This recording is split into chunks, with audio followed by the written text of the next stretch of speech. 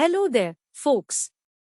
Today, we're delving into a topic that affects nearly half of Singaporeans: the stark reality of emergency fund deficiency. Can you believe it?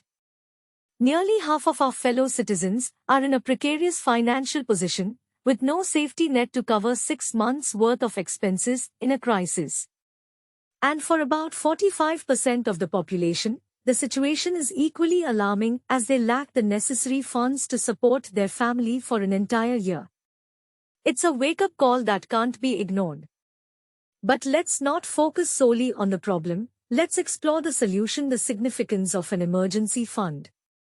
You see, having an emergency fund isn't just an option, it's a lifeline to financial stability.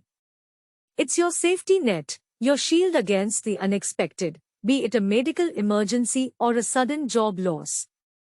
Now, determining the right amount for your emergency fund is no one-size-fits-all affair.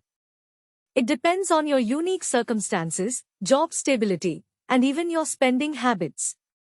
For those self-employed superheroes out there with inconsistent income flows, we are talking about setting aside 6 to 12 months' worth of expenses. That's your ticket to peace of mind. The big question, of course, is where to keep your emergency fund?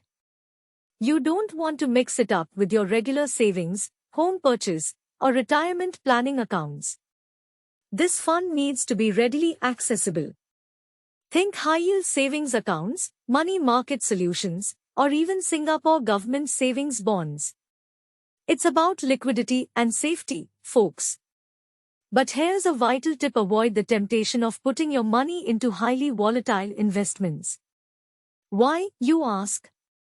Because when the emergency strikes, you don't want your funds tangled up in market mayhem. Now, let's talk about how different life stages require different approaches. Fresh graduates, listen up. It's time to prioritize your expenses and start building that emergency fund. Your first paycheck should be your starting point, not your destination. For families with children, your emergency fund requirements are elevated. It's not just about you, it's about your family's well-being. Consider the possibility of one or both parents losing their income, and you'll realize the importance of planning for different scenarios. And for our self-employed friends, this is a call to action. Your income might fluctuate from $2,000 to $5,000 a month, but the need for an emergency fund is the most critical. Why? Because the possibility of having nothing or a lot can be relatively high. Build that fund early and cater to your most critical consumption needs first. Finally, a word of wisdom: regularly reevaluate your fund. It's easy to start thinking about emergency funds when you get your first job, but what many people forget is to reassess as life evolves. As your liabilities and expenses increase, your emergency fund should grow with you.